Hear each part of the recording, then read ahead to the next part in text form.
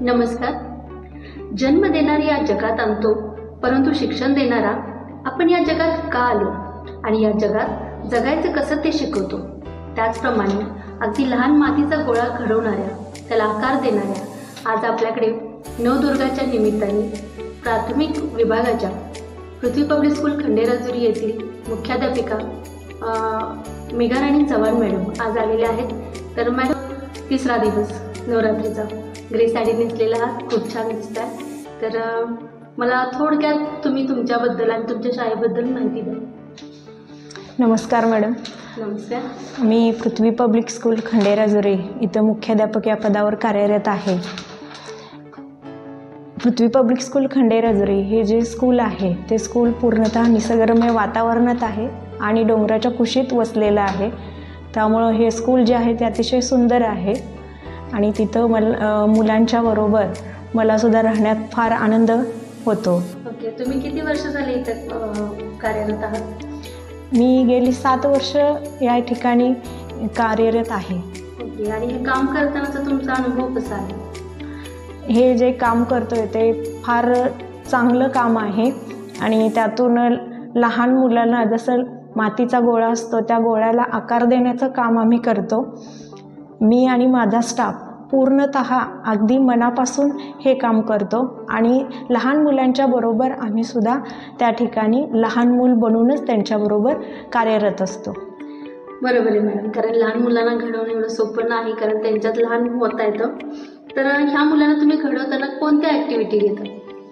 ह्या मुलांना घडवत असताना अगदी छोट्या छोट्या लहान मूल म्हटल्यानंतर पहिला ते मातीतच खेळतं.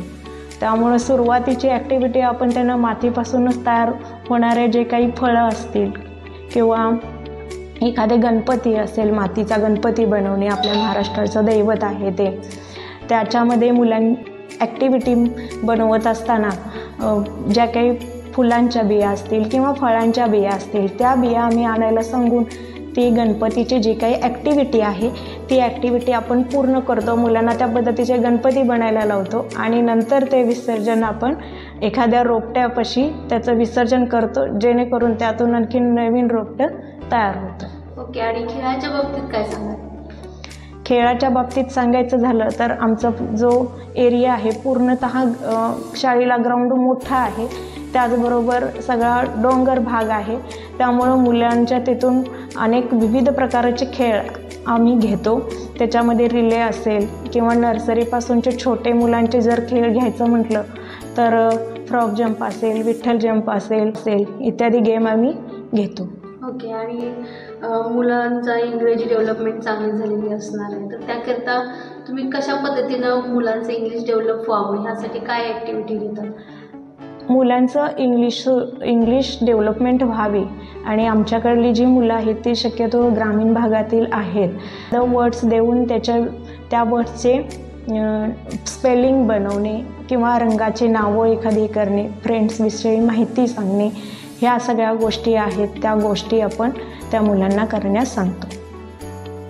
शिवाय आम्ही बोलक्या भिंती करतो, क्लासरूम डेकोरेशन करतो.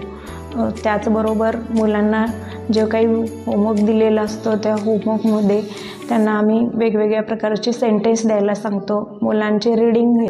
तुम्ही ॲज अ मुख्याध्यापक म्हणून तुम्ही पालकांचा समावेश किंवा पालकांना कसं इन्व्हॉल्वमेंट करून घेता तुमच्या ॲक्टिव्हिटीमध्ये किंवा स्कूलमध्ये?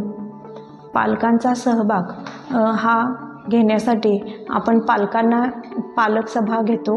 त्याचबरोबर पालकांना आपण एकत्र बोलवतो आणि पालकांच्याकडून ज्या काही सूचना असतील किंवा त्यांच्या नवीन काही ॲक्टिव्हिटीज असतील, काही कृती असतील, त्या कृती आम्ही अंमलात आणतो आणि मुलांच्यामध्ये त्या उतरवतो. पालक आणि शिक्षक आणि विद्यार्थी असा जो काही त्रिकोण आहे तो त्रिकोण पूर्णपणे तयार होतो. एकदम हेल्दी वातावरण आहे पालक, विद्यार्थी आणि शिक्षकांच्यामध्ये.